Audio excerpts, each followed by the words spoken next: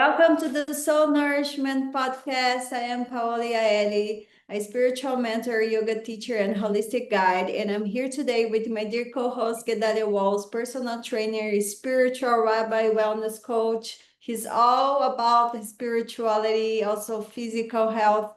And today's episode, it's all about cultivating self-reliance through deep introspection. We will explore how to listen to our own inner voice, trust your intuition, and make powerful choices aligned with your soul, even when the world is loud and the path feels uncertain. So let's begin. Yes. Yes. I think it's great that we're asking introspective questions. It's really a good way to help you build a couple of things, which we usually call that self-reliance. And so that's always about knowing to trust yourself when making your decisions. You got to use your own judgment. I heard a good line one time. The line was, when you're constantly asking others what to do, it's because you don't care what the outcome is for yourself. So let's take a look at that. And I like that statement. Okay. So one really good introspective question is, and when it comes to taking some ownership, introducing some agency, basically ask, what am I currently relying on others to do for me that I could learn to do for myself? So we're looking to identify the questions, basically asking, where are you, just like I said in that first line, what am I just sort of not caring about the outcome? I just believe it needs to be done, but I'm not invested in it. Is it my finances? Is there things around me need to be repaired? Like things are not functioning, the TV, the dishwasher. We love the dishwasher. We talk about dishwasher in every episode. Yeah. Right. Okay. Right. Or even things like making social plans. You wait for the world to include you. Are you being an agent of your own success or not? So what do you think about that type of introspection? Am I making good decisions for me, or am I waiting for others to make decisions for me? Yeah, and it's not you. We can also reflect on, like, it doesn't need to be necessarily something, right? The big decisions, right? The self-reliance, reliance starts in the small things, right? For Small example, steps. the small steps, cooking your own meals or deciding what you want to eat or creating your own routine, choosing who you're exchanging energy with. When you learn how to care for yourself in these small steps, you will stop outsourcing your happiness, kind of, right? Even when you talk about the small things like preparing your own meals, when you even, this is a question you have to ask yourself: do I care enough about my own personal wellness that I'm letting the restaurant or the fast food place make the food decisions for me? So that's a sense of self-reliance. When you start preparing your own meals and making your own food, you're making a conscious effort to be invested in your health. Same thing too, when you realize that this is also a financial question too. If you're constantly having food delivered to you, again, you're being passively involved in a lot of your choices. And is that a good active financial decision, or is it not a good active decision? Am I doing this because I am still stuck on relying on others? And sometimes people like to rely on others because they want to just blame somebody else. Oh, I'm overweight because the fast food is bad. I mean, if you keep ordering, twice buttered pancakes, that's probably on Right. you, right? Exactly, exactly. Yeah, and then I think when you start doing this, and these small steps that we said, and then it will be more easy for you to take responsibility for your bigger decisions, right? Yeah, 100%. You want to find those things that, which again, that you can take some control over. So things like the social plans, for example, we're making small steps. I'm working with somebody now on taking those steps to be socially involved, because they have tremendous social anxiety and they've been working through it for a very long time. And the other option is, if you let those things pass you by, there's a lot of cost to that. You get all that loneliness, that lack of sense of self. But again, are you relying on others to do those things for you? Are you relying on someone else to fill in the happiness needs?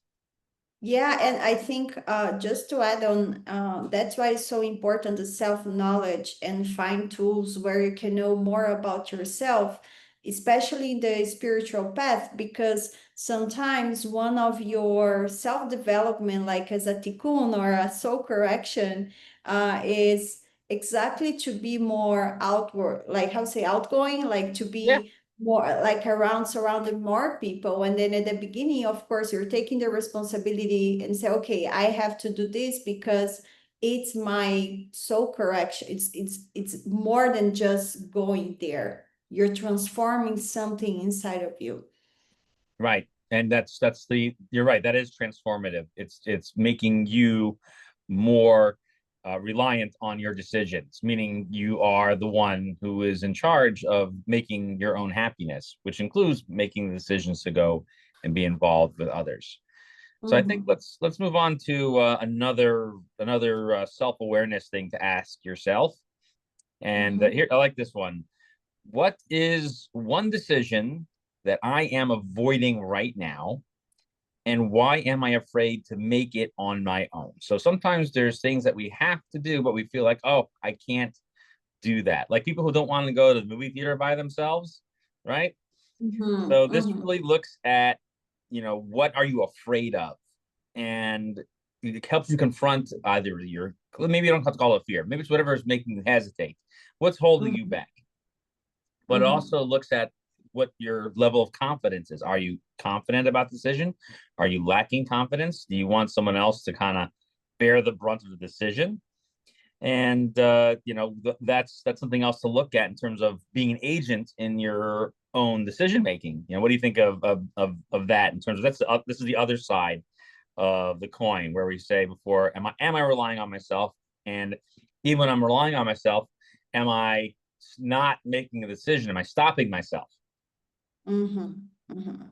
Yeah, and also it's most of the time to have like a decision, right? To do something. Sometimes you have like the fear of a rejection or failure or disappointing others, all of these make you to just to feel like stuck, right? So Yeah, it's important to understand also these, let's say, bad words like a rejection. Oh my God, but rejection is protection. This is yeah. a beautiful phrase, right? So if you understand that rejection is protection, you feel you have this courage. Okay, I have to do it, because then you open your heart, you open paths. If you don't go through yourself there, you're not gonna know what's gonna happen. And failure also is something beautiful, right? Failure is not Mhm. just something bad, it's how you learn things, Well, that's right? actually a great way to kind of look at. That's sort of like the next step beyond looking at myself. It's looking at the outcome of my decisions. Because before you even get to that point, some people are so gripped by making the decision. You see this all the time with people wanting to choose jobs or choose anything. It's this fear. They ever want you to have an. Sometimes people, when they have a conversation, they don't realize how much they themselves are injecting into a conversation. It's like you And say, it's I need to change your job. Yeah, go ahead. Yeah, yeah, go ahead. no, go ahead, go ahead. Oh, Yeah, okay. I agree. So sorry, I'm choking on myself. But yeah, you want to tell somebody, I decided to make a decision. Oh, did you think it out? Maybe it is spur of the moment. Maybe it is something that I just want to make the change. But have you been reflecting on it? The self-reflection is important. And you don't want to make decisions that are capricious. You want to make them well thought out. You want to make them well planned. But to make Yes. decisions bold and daring decisions requires looking at this one question to yourself: is are you holding yourself back or afraid to make a decision which Mhm. you're ready to take responsibility for it, but Yeah. are you going to take that step forward? What's a good midrash on that? What I'm going to talk about. This is a great parsha to talk about that, because it's parsha for Etchanan. So it's talking about when they arrived at Har Sinai, right, at Mount Sinai. But Mm-hmm. the only way they got there was because when they got to the Red Sea, they didn't know what to do. The Red Sea was there in front of them, and they couldn't leave Egypt. The Jewish people couldn't leave Egypt. So the Midrash says that Nachshon ben Aminadab, he walked into the water as far as he could, because he knew what the goal was, and he knew he was going to get there, and he knew he had the ability to do it. As soon as he walked in and it got up to his chin, then Yeah. the path opened up.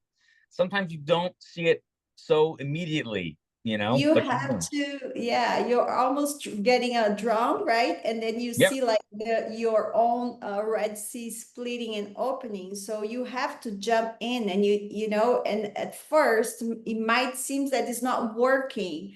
And then when you feel like, oh my God, like it's not working, and you have this certainty, because when you really trust in your decisions and you go, your inner decision, not the decision that your therapist told you is the best thing to do, because also exactly. they make mistakes sometimes, and sometimes therapists or whatever, they get emotional with the client and then start saying what they think. And the thing is, like, when you go to therapy, the person needs to find the inner wisdom, the inside of them, to understand what is their own truth at that time. And then when you take a decision from your heart or your soul, whatever, your intuition, and you go for it, you empower your intuition, yourself, your inner self start getting stronger.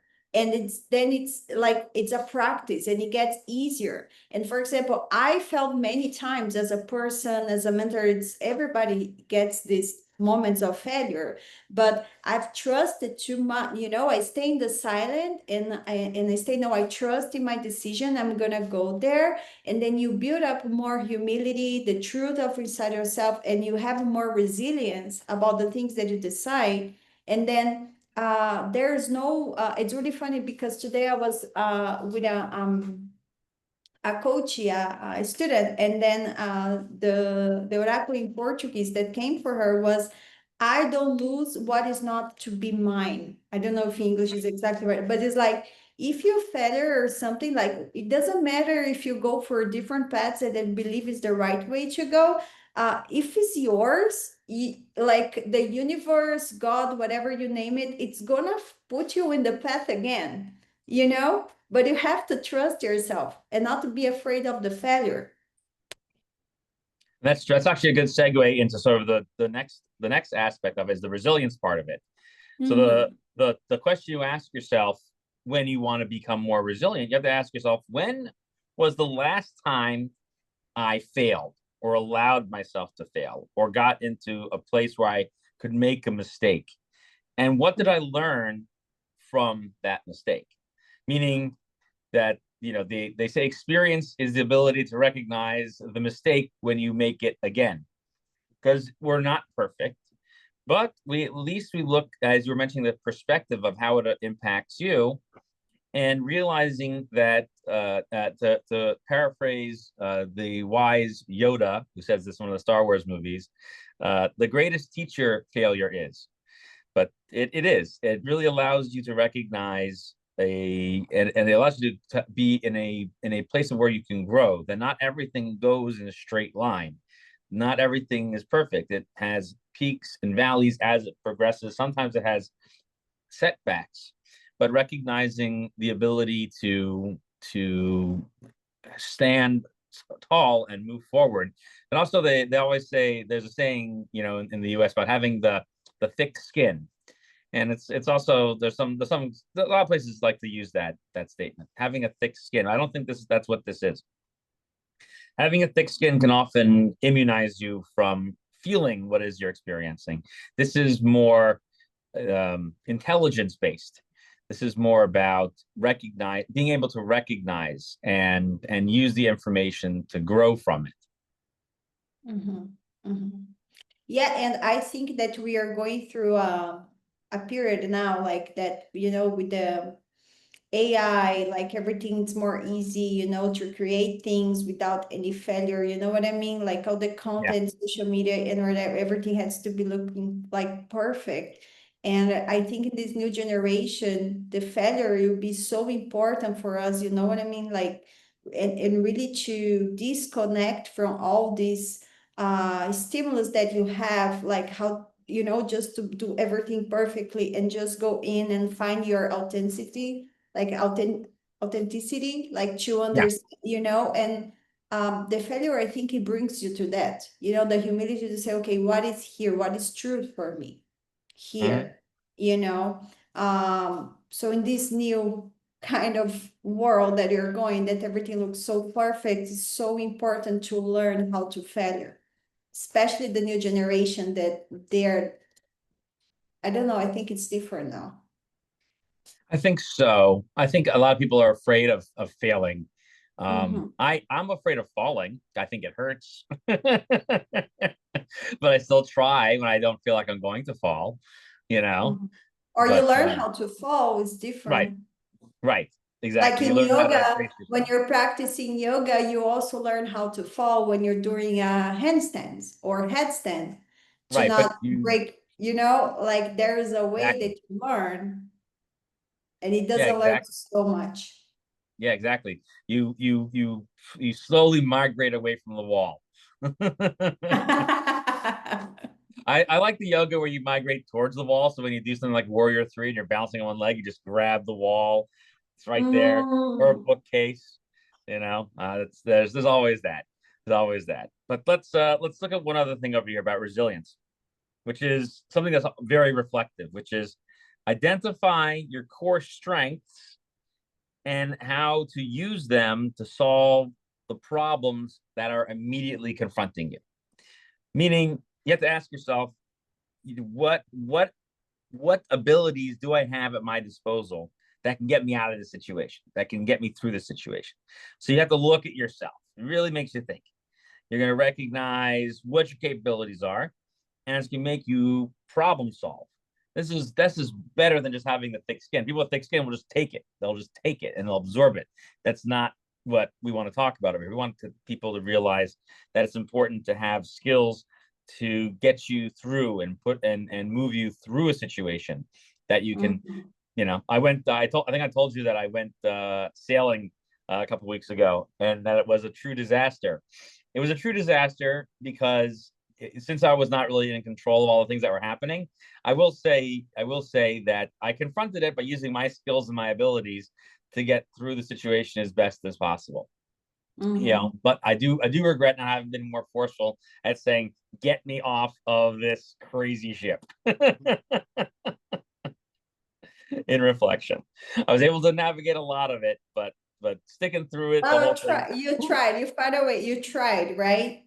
Oh, I mean, against the better judgment that I had advised, and against the advice, yes, we trudged ahead. We trudged ahead into great tragedy. But I learned a very important lesson from that, which is you can trust people up to a point. Up to a point. Yeah. So anyway, so yeah, but the point is to know what your skills are. Imagine if I took you and I put you in front of a Pilates class. That's what Yeah. it feels like. Well, then, you know, I've been working for a long time, like trusting my inner compass and my instincts. So if I feel that is something that it doesn't, we say in Portuguese, it doesn't smell right, like Yeah, I'm yeah, not it's gonna a go lot of to, I'm languages not have gonna do that. it. I'm gonna trust that, you know? I'm not Yeah, very taking so many risks if I don't feel that it's good for me. yeah, yeah. It's actually funny in a lot of languages they say it doesn't smell right to me. It's probably even an American thing too. I didn't Well, get and it. you know, like Prejudice. the human design self-knowledge like tool, like there they separate also you from the senses, like, okay, what is your strongest skill? And my strongest skill senses, and you have, you know, like the vision, you have the smelling, and mine is the smell, and it's part of my intuition. So this is something that I've learned, and I understand that, yeah, I my sense of smelling, it's good, like, so how can I use this in favor, you know, in my favor, like something good for me? And it's also for situations, not only food and stuff, you know. So if it doesn't smell right, just trust your intuition, and everybody's going to tell you it's fine. He's a great guy. He knows how do you say, to not to drive the boat, how do you say, to navigate. He knows how to Yeah, do it, navigate. you Yeah, know, he knows how yeah, to navigate it. But if you feel like, I don't know. I don't know. Maybe just don't go, Yeah, I mean, in some ways, that was the kind of information I had personally in on a situation like that, where I didn't really have the information to know that it was a bad choice. I read a great book though. It's called The Gift of Fear by Gavin de Becker, and he talks a lot about how your body has this, I guess for lack of a better term, spidey sense, like Spider-Man has in the comic books, that sometimes you will just have this sense you need to like lock a door or turn, like something around you doesn't feel right, and instead of not reacting to it. So I know what I've done on occasion for stuff like that is you just look somewhere, and sometimes they'll be like somebody there who may be completely innocuous. When they become aware that you're being aware of them, their behavior changes as well. Or when you're in situations where you feel like you're not making a good decision. The in that book, The Gift of Fear, he talks about this gut feeling, something you have inside The that gut feeling. it Yeah. really protects you. Yeah, and it's really, it's a good sense of having a good sort of a field guide, an automatic field guide, navigation guide that can tell you where to go without having to think too hard about it. I was Mm, sharing with somebody the other day about sometimes there's some decisions that you make that you don't have to know how to get there. You just know that you want to go from point A to point B. And if you have enough of the skill set, you automatically go through the process. They teach it to athletes a lot. Like, for example, running backs, they want to run through the offensive line and they want to get to the next place. They don't know how they're going to do it, but they feel their environment and react very, very quickly to make those decisions. And you often mm, see birds in flight will do that too. They'll dart this way and that way. Like, it just seems like it violates the laws of physics, but that mm. they know where they need to get to, and they have a sense of awareness. Actually, the best guy I ever seen, I don't think the guy even needs vision to get to where he wants to go. To this guy, Stephen Curry, who plays basketball. Stephen Mm. Curry. So he doesn't even have. He actually practices blindfolding himself to just know Wow. where he is on a basketball court. Great. And yeah, if you want to try it, a great thing. Close your eyes while trying to balance, and you'll get a good sense of what it means to have a good sense of an inner compass of where Mhm. you are, so where you are spatially. Actually, let's I don't want to hold us back on moving this conversation forward. Let's talk about the inner compass though, um, Mhm. because you mentioned that, and I think it's really great. So that inner compass, that sense of direction, is, Mhm. you have to ask yourself that question: is what do I really want for myself? And also, what is it? How does that define me as opposed to other people want from me? So sometimes, like you're the teacher, you're expected to teach the class. What do you want? Mhm. What do you want? What do you want to see out of that? Something like that. Or if someone's a parent, kids are constantly, man, man, man, I want this. Right. So how do you Mhm. define yourself more than just as the getter of breakfast, lunch, and dinner? How do you define yourself um in terms of where you can navigate yourself? Mhm. Mhm. So I think it's so important to have these moments of stillness, especially in the morning, where you can kind of purify your desires and the things that you want. And the thing that I do that is with meditation or prayers, like where I really set up my intention every day, like to whatever desire or whatever I have inside of myself, to how can I disconnect from my toxic ego, and just go for a more defined desire. How can I be that? And at the same time, how can I elevate my energy? So sometimes I put like a nice song, something that makes me feel happy, because then you elevate your energy. And then you tune in inside, right? You're in a compass. And then I have my yoga practice, and I think it's more easy for me. And I think the most important, it's like to have this true desire to connect with our divinity, like our spirit, Yeah, like the purest desires in the heart. For sure, there's no mistake there. If it's something that comes from your heart in a very pure, and divine way, even if you have like a fear of failure or something, it's going to work out in the end, you know? So this comes from the constant prayer. This is what I believe. So then it's easy to trust, because then you have, and if you develop in your meditation, stillness, you know, self-awareness, it's more easy for you to understand the inner compass. And then you go from there. And then Yeah, and go ahead. go ahead. Sorry, I No, interrupted.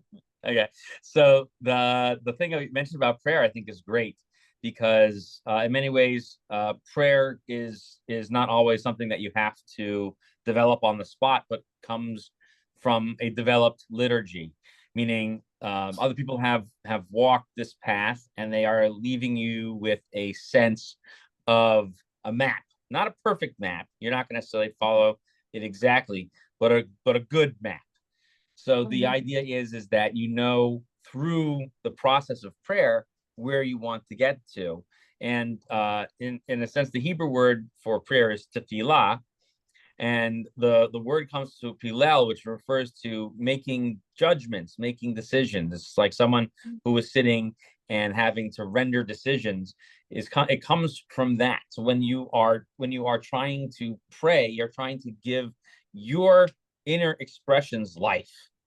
You're trying Mhm. to bring those innermost feelings. And like you said, it's really important to have healthy inner divine senses that you're trying to bring forward into this world, because that is going to give you the direction you need in using prayer. It can be such a powerful tool to direct people. I often tell people sometimes that when they find that they are regularly directionless or stressed or whatever, to Mhm. write a short prayer or find an existing one to help direct themselves. Yeah, And because it's not everything that you want, it's good for you. Maybe you think it's good for you. And then sometimes you manifest things that are not good for you. Because as I understand, the algorithm, how do you say, the algorithm of not yeah, the internet, but like of life, it's yeah, going to prove for you that you're right in all the signs that you can ever imagine. So it's the thing like, oh yeah, I want a yellow Jeep. I don't know, like a yellow Porsche. You're gonna see a lot of Porsches in the street, right? Like you're gonna see a lot of cars like in the street. So the if confirmation you bias. it's going just to confirm, like, okay, if I'll see a blue butterfly, it's a sign now. And then you start seeing butterflies confirming the thing that you want to do. Oh, so here's the way, you know? So sometimes it's not good for you, but the universe gonna show you that it's good for you because it's what you believe. Right. No, yeah, confirmation bias is a terrible thing. You need to have better sense of moral judgment and not leave yourself up to crazy little silly signs. And It's that's like GPT, whatever. If you write in the chat, I heard a woman say, if you're writing the right GPT, I don't know, I want to kill, like God forbid, I want yeah. to, I don't know, to not use a hard word, but I want just, like kill my friend or something. Yeah. GPT gonna tell, yeah, it's gonna be so good, and let me show you how you can do that, all the ways you can do. You know what I mean? It's not gonna say, no, it's not good for you. Go to a therapist, you know? So that's how we're going to, right? It drives me so crazy I could kill them. You remind me of a really funny meme that I saw years and years ago. I don't know if you remember it or not. In Microsoft Word, there was a robot called Clippy. It was a paperclip with googly eyeballs. Do you remember Clippy? Do you remember that? I'm not sure. I'm Okay, not sure if okay, you're, okay. So it was when you used Microsoft Word and you started typing. You want to start typing something. This little paperclip called Clippy would show up, and he would try to help, and he want to help you write I think I remember. what you were doing. So it's people have joked around. He was like the first language model, that because it was there to help you with by watching and having learned from other people typing, it was able to apply what it knew to help you. And this is a long time ago. This is over 30 years ago. Yeah. And so someone one time started, this is why it was a meme. Someone starts typing a suicide note, "Goodbye, cruel world." And so Clippy's over there to help you, and he says, "I see you're writing a suicide note. Have you considered the various ways of committing suicide? Jumping off a bridge." That's crazy. And But it reminded me of that. That's exactly the type of but toxic it's thing. exactly where you're going to, you know, Right, you cannot trust the AI the way right, people are trusting now, especially because it's something new. It's amazing for a lot of things. Of course, I also use it, but and this is also applies for the inner compass, you know, you right, have to like to you. And when I talk, when I say about the like purify your energy and your thoughts and your desires, it's also in the physical matter. Like what are you what are you eating, what are you drinking, what are right, you watching? right. It's an integration of everything. Absolutely. Absolutely. Yeah, I'll be on top of all of that. And one other thing that we should look at, um, in terms of when we're trying to make ourselves have good, clear direction. If Mm, you were by yourself, so set yourself up in the situation. If you're by yourself, there's no one giving you advice, solicited advice or unsolicited advice. What would I tell me to do? Right? It's just me here and there's nobody else. So this exercise, okay, it's like the prayer exercise that we're talking about too. But you have mm, to look to rely on your own instincts. Okay. And so mhm, that's what we're looking for, is to be mhm. reliant on your own instincts. What would be some good things to tell ourselves to make sure that we're listening? We first and foremost are aware that we're listening to ourselves, and secondly, that we're giving ourselves good advice. Yeah. Um, something just want to add on this Oh, is like just to I think to conclude right this episode, it's yeah, if you're in a monkey mind and it's really hard for you to be, you know, in a quiet state just to listen to yourself and just, you know, to understand, it's really important to work with your physical body. Yoga practice, when you talk about yoga asanas that you're moving, you're preparing your body to go for a meditation. That's why we move for shavasana, where you can right, meditate. So for you, if yoga is not something for you and you're in a monkey mind, go for running, for a right, long walk, do something, move your body. This is something that helps a lot. right, right, for Well, sure. so thank you Great. so much for joining us in this beautiful exploration that you have today. May these questions that you brought here continue to echo inside of you, you know, not to create more confusion, but really to awaken this clarity. Your soul already knows everything. And then when you trust yourself, you become your own sanctuary, right? And this was the Soul Nourishment Podcast. And if this episode resonates with you, share with someone who needs a reminder to trust their own light. And until next time, stay connected, stay nourished, and keep listening within. Thanks Bye. so much.